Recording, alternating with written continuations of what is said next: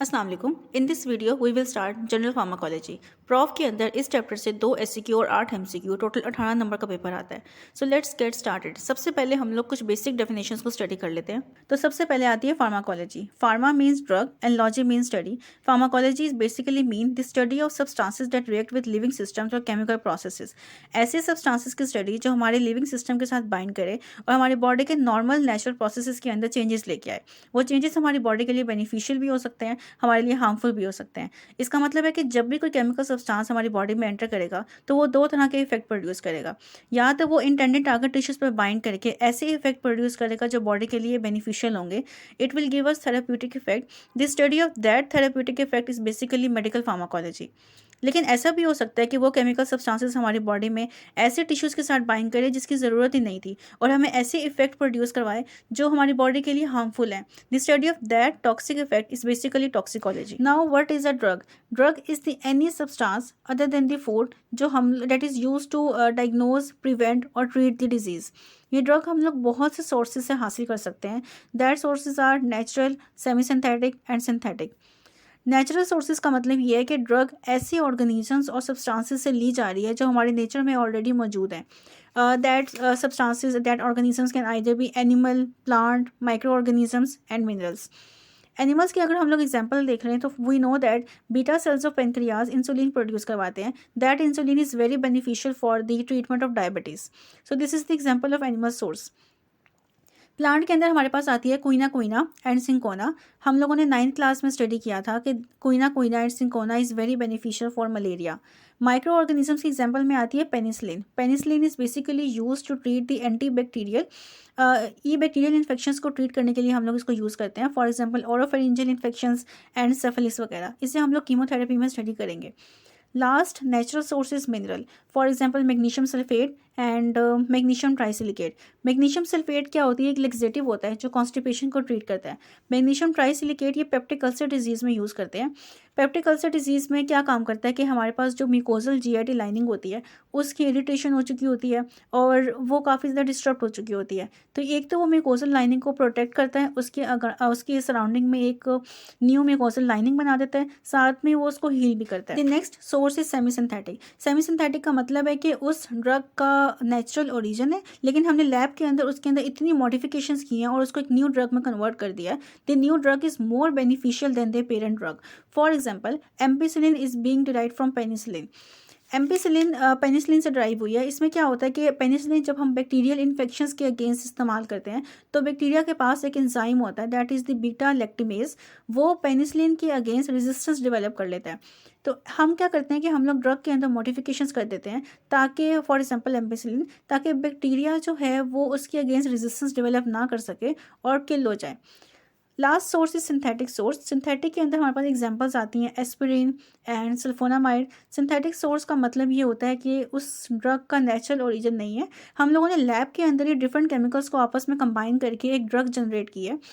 अब इसके एग्जांपल्स में एस्पिरिन जो है वो हमारे पास एक एनसेड है that is a pain killer and sulphonamide is anti bacterial drug. ये आगे हम लोग कीमोथेरेपी में इंशाल्लाह स्टडी करेंगे। अब जब हम लोग ड्रग को बॉडी के अंदर एंटर करवाते हैं तो हमारे पास दो तरह के इफेक्ट प्रोड्यूस होते हैं। एक तो वो इफेक्ट्स हैं जो ड्रग हमारी बॉडी के ऊपर लगा रही है। The study of action of drug on the body is pharmacodynamic.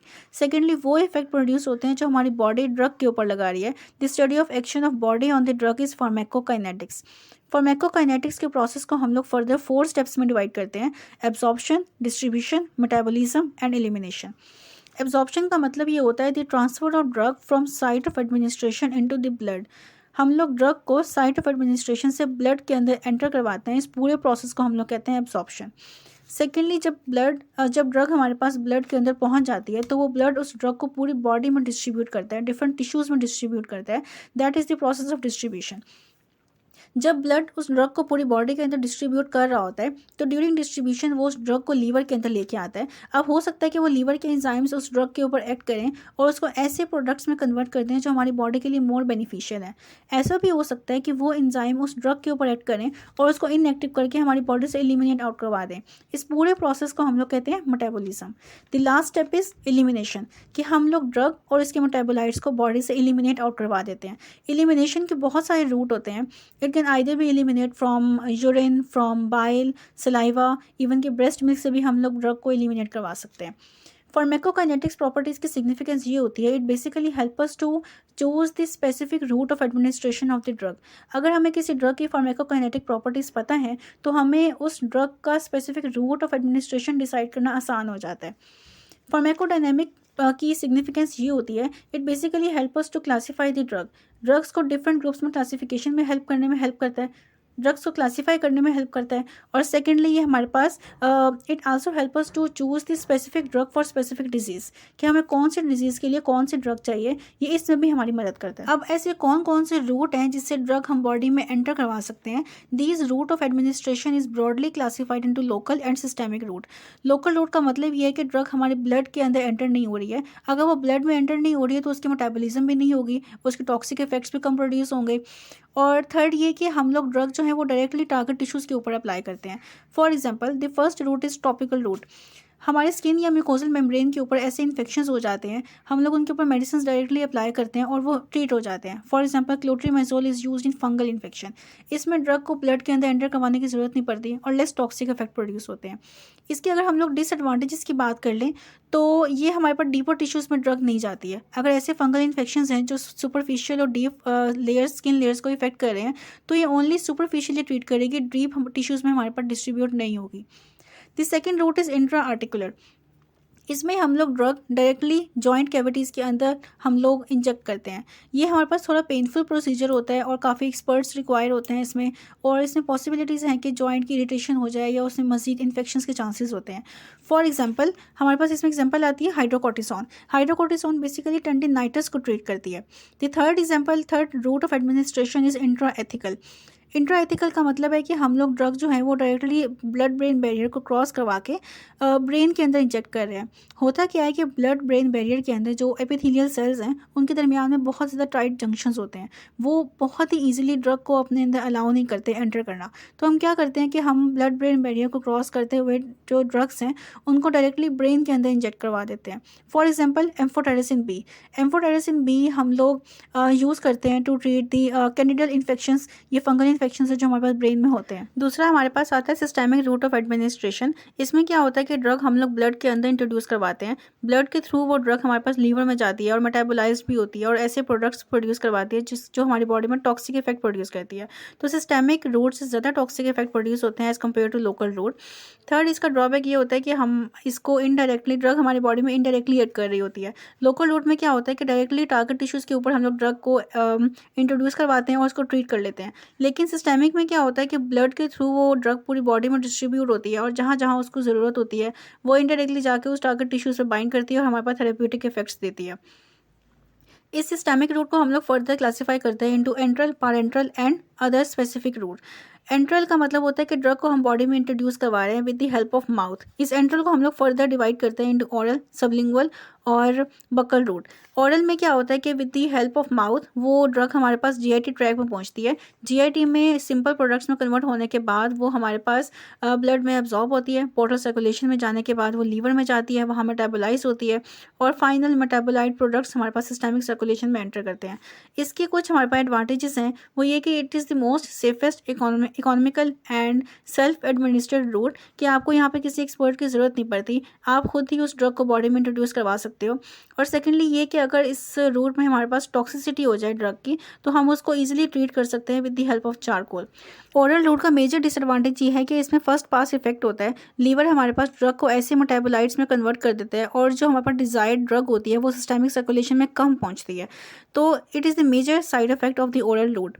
For example aspirin and paracetamol, two more concepts जो ओरल रूट के साथ हमारे पास एसोसिएटेड हैं। These are enteric coated preparations and the extended release preparations. अब होता क्या है कि कुछ ड्रग हमारे पास स्टमक के स्ट्रॉन्ग एसिडिक पीएच की वजह से स्टमक के अंदर ही डिजॉल्व हो जाती हैं और अगर हमें उसके इफेक्ट इंटेस्टाइन के अंदर चाहिए थे तो इंटेस्टाइन में पहुंचने से पहले ही स्टमक के अंदर डिजॉल्व हो जाती है। तो हम क्या करते हैं कि ड्रग्स के ऊपर ऐसा केमिकल इन्वेलप कोट कर देते हैं जिसकी वजह से वो स्टमक के एसिडिक इन्वायरमेंट में डिजॉल्व नहीं हो पाते और इंटेस्टाइन में पहुंचने के बाद लेस एसिडिक इन्वायरमेंट में डिजॉल्व हो जाते हैं और हमारे पास थेरेप्यूटिक इफेक्ट्स दे देते हैं। For example omeprazole. Omeprazole is a PPI drug, proton pump inhibitor, जो हम पेप्टिक अल्सर डिजीज़ में यूज़ करते हैं। The second preparation is the extended release preparations. इसमें क्या होता है, फॉर एग्जांपल ऐसी ड्रग्स होती हैं मॉर्फिन लाइक, उसमें क्या होता है कि उसकी हाफ लाइफ 2 से 4 घंटे होती है। उसकी वजह से हमारे पास वो ड्रग एक पेशेंट को 6 दफ़ा दिन में देनी पड़ती है, हर 4 घंटे बाद, हर 2 घंटे बाद। तो हम क्या करते हैं कि हम ड्रग्स के ऊपर ऐसा केमिकल इन्वेलप कोट कर देते हैं जिसकी वजह से उसकी एब्जॉर्प्शन और अवेलेबिलिटी कम हो जाती है और उसका ड्यूरेशन ऑफ एक्शन प्रोलॉन्ग हो जाता है। अब मॉर्फिन की हाफ लाइफ 2 से 4 घंटे थी, तो इस एक्सटेंडेड रिलीज प्रिपरेशंस की वजह से उसकी हाफ लाइफ 12 घंटे हो जाती है और वो जो हमें हर दिन में 6 दफ़ा देनी पड़ रही थी, वो अब हमें दिन में 2 दफ़ा देनी पड़ जाती है। The second route is sublingual and buccal. Sublingual में हम लोग ड्रग को जुबान के नीचे रखते हैं और बक्कल में हम लोग between the gums and cheek drug को इंट्रोड्यूस करवाते हैं। इन दोनों रूट में क्या होता है कि drug with the help of simple diffusion हमारे पास सिस्टेमिक सर्कुलेशन में डायरेक्ट पहुंच जाती है। इसका हमारे पास मेजर एडवांटेज ये होता है कि फर्स्ट पास इफेक्ट को बाईपास करता है। लीवर के अंदर ड्रग की मेटाबॉलिज्म नहीं होती है, डायरेक्टली ड्रग हमारे पास with the help of simple diffusion systemic circulation में पहुंच जाती है। लेकिन इसका एक साइड इफेक्ट या डिसएडवांटेज ये होता है कि हम इसमें बहुत ही लिमिटेड डोज बॉडी में दे सकते हैं। The second systemic route is the parenteral route. अब वो ड्रग्स जो जीआईटी ट्रैक के अंदर उसकी एसिडिक पीएच की वजह से बहुत ज़्यादा अनस्टेबल होती हैं और जीआईटी ट्रैक में प्रॉपर्ली एब्जॉर्ब नहीं हो पाती हैं, उन ड्रग्स को हम लोग पारेंटल रूट के थ्रू बॉडी में एंटर करवा देते हैं। Parenteral route is further divided into intravenous, intramuscular and subcutaneous. Intravenous में क्या होता है, with the help of injections हम लोग वेन्स के अंदर ड्रग को इंट्रोड्यूस करवाते हैं। The injection angle with the vein should be 25 degree to have the easy access to the veins. इसके प्रॉन्स में ये होता है कि हम लोग इमरजेंसी के अंदर मोस्टली आईवी प्रेफर करते हैं, क्योंकि आईवी हमारे पास rapid action of drug provide करता है फर्स्ट, और सेकेंडली ये कि फर्स्ट पास इफेक्ट को बाईपास करता है, यानी कि जितनी ड्रग हम बॉडी में दे रहे हैं वो लीवर में मेटाबोलाइज नहीं हो रही है और 100% बायो अवेलेबिलिटी के साथ हमारे पास ब्लड में पहुँच रही है।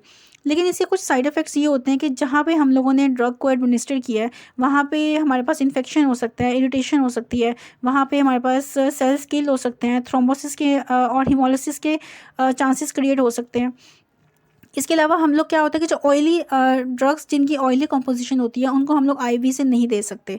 The second is the subcutaneous. Subcutaneous में क्या होता है, with the help of injection हम लोग सबक्यूटेनियस टिश्यूज़ के अंदर ड्रग्स को इंट्रोड्यूस करवाते हैं। The injection angle with the subcutaneous tissue should be 45 degree.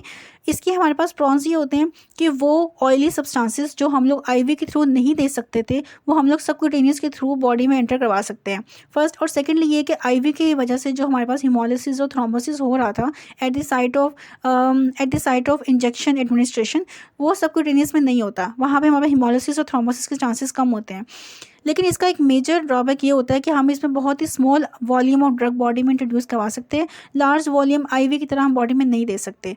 The last parenteral route is intramuscular. इसमें क्या होता है कि हम लोग इंजेक्शंस के थ्रू डायरेक्ट मसल्स में हम लोग ड्रग्स को एंटर करवाते हैं and the angle should be 90 degree.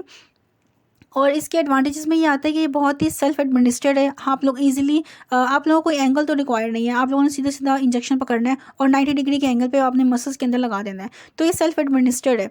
इसके अलावा ये फर्स्ट पास इफेक्ट को बाईपास करता है। लेकिन इसका एक मेजर ड्रॉबैक ये है कि बहुत ही पेनफुल प्रोसीजर होता है। आप लोगों ने अक्सर देखा होगा माइग्रेन के जो पेशेंट्स होते हैं वो इंजेक्शन लगवाते हैं तो वो IM लगवाते हैं और ये उनके लिए बहुत पेनफुल होता है, हर रोज़ दिन में एक दफ़ा 90 डिग्री के एंगल पे इंजेक्शन लगवाना। It's such a painful procedure. The next is rectal route. हमें पता है कि रेक्टम के अंदर 2 तरह की ब्लड सप्लाई आ रही होती हैं। The upper half is receiving the blood from the portal circulation और and the lower half is receiving the blood from systemic circulation. अगर हम लोग अपर हाफ के अंदर ड्रग को इंट्रोड्यूस करवाएंगे तो वो ड्रग लीवर में जाएगी, मेटाबोलाइज होगी and the actual amount of drug reaching the systemic circulation कम हो जाएगी। तो हम क्या करते हैं कि लोअर पोर्शन ऑफ रेक्टम के अंदर ड्रग को इंट्रोड्यूस करवाते हैं ताकि वो डायरेक्टली सिस्टेमिक सर्कुलेशन के अंदर पहुँच जाए।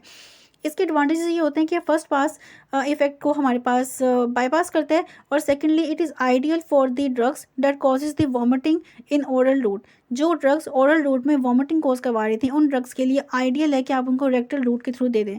लेकिन इसका मेजर डिसएडवांटेज क्या होता है कि रेक्टम की जो म्यूकोजल लाइनिंग होती है, ये उसकी इरिटेशन कॉज करवा सकते हैं। The next is transdermal patch. इसमें हम क्या करते हैं कि ड्रग को पैच के फॉर्म में स्किन के ऊपर लगा देते हैं। ये पैच स्किन को पेनिट्रेट करता है और ड्रग को डायरेक्टली सिस्टमिक सर्कुलेशन के अंदर पहुंचा देता है। Its major advantages are this route is ideal for the drug that quickly eliminate from the body. जो ड्रग्स हमारी बॉडी से बहुत जल्दी एलिमिनेट हो जाती हैं, तो ट्रांसडर्मल पैच उन ड्रग्स को बॉडी में स्लोली रिलीज़ करवाता है और हमारे पास उनकी ड्यूरेशन ऑफ एक्शन को बढ़ा देता है और उन ड्रग्स के लिए एक आइडियल रूट प्रोवाइड करता है।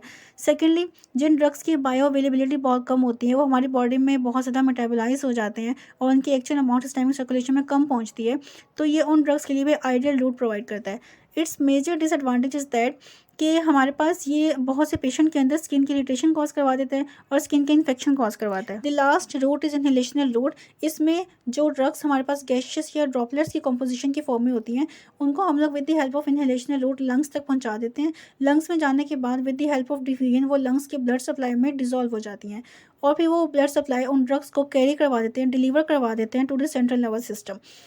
This inhalational route is ideal for the drugs of gaseous composition like anesthesia। लेकिन इसका मेजर साइड इफेक्ट क्या होता है कि हम ड्रग की डोज को कैलकुलेट नहीं कर पाते, उसको रेगुलेट नहीं कर पाते, जिसकी वजह से क्या होता है कि एनेस्थीसिया की टॉक्सिसिटी हो जाती है बॉडी में और हमारी बॉडी उस एनेस्थीसिया पे डिपेंडेंसी क्रिएट कर लेती है।